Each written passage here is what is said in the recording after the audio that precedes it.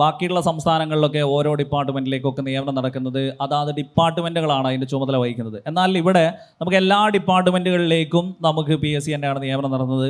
PSC നടത്തുന്ന ആ കാര്യങ്ങളെല്ലാം ഭയങ്കര പെർഫെക്റ്റാണ്. നമ്മൾ ബാക്കിയുള്ള ഏത് പിൻവാതിൽ നിയമനം എന്നൊക്കെ നമ്മൾ പറയുമെങ്കിലും PSC ചെയ്യുന്ന കാര്യങ്ങളിൽ ഈ പറയുന്ന ഉദ്യോഗാർത്ഥിക്ക് വേണ്ടി ചെയ്യുന്ന ആ പ്രൊഫൈലിലൂടെ ചെയ്യുന്ന, അതായത് ഇപ്പം ഏറ്റവും ലാസ്റ്റ് നമ്മൾ കണ്ടതാണ് ഉദ്യോഗാർത്ഥിയുടെ മാർക്ക് പ്രൊഫൈലിൽ കാണിക്കുന്നു എന്നുള്ളത്. ഉദ്യോഗാർത്ഥിക്ക് ശരിക്കും പറഞ്ഞു കഴിഞ്ഞാൽ ഉദ്യോഗാർത്ഥിയെ സംബന്ധിച്ച് തനിക്ക് കിട്ടിയ മാർക്ക് എത്രയാണ്, എന്തുകൊണ്ടാണ് ഞാൻ ലിസ്റ്റിൽ പെടാതിരുന്നത്, ഇതൊക്കെ വ്യക്തമായിട്ട് മനസ്സിലാക്കാൻ പറ്റുന്നതാണ്. മറ്റേത് നമുക്ക് ഈ പറയുന്ന എനിക്ക് എത്രയാണ് കിട്ടിയത് അല്ലെങ്കിൽ കട്ട് ഓഫിൻ്റെ മുകളിൽ ഉണ്ടായിരുന്നോ എന്ന് പോലും നമുക്കറിയാൻ പറ്റാത്ത ഒരു കാര്യം. അതിലൊരു എതിരഭിപ്രായം എന്ന് പറയുന്നത് ഈ ചില സമയത്ത് കഴിഞ്ഞ ഈ 2 തലമൊക്കെ ആക്കിയ സമയത്ത് നോർമലൈസേഷൻ, സ്റ്റാൻഡർഡൈസേഷൻ എന്ന് പറയുന്ന ഒരു സംഭവം പറഞ്ഞിട്ട് ഉദ്യോഗാർത്ഥികളെ കുഴക്കിയിരുന്ന ഒരു സംഭവം.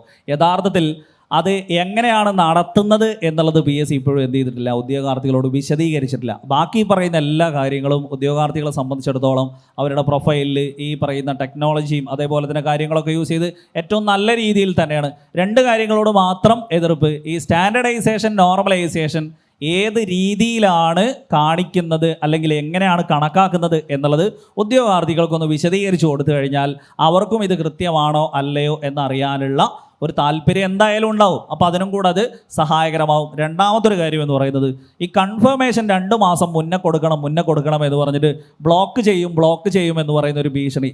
അടുത്ത 2 മാസം കഴിഞ്ഞിട്ട് എനിക്ക് എന്ത് സംഭവിക്കും എന്നുള്ളത് നമുക്ക് ആർക്കും അറിയപ്പെടാത്തൊരു കാര്യമാണ്. ഇതുവരെ എന്ത് ചെയ്തിട്ടില്ല, PSC ബ്ലോക്കിംഗ് നടപടികളിലേക്കൊന്നും പോയിട്ടില്ല എന്നുള്ളത് കൊണ്ട് ഉദ്യോഗാർത്ഥി അതൊന്നും എന്ത് ചെയ്യുന്നില്ല, ബാധിക്കുന്നില്ല.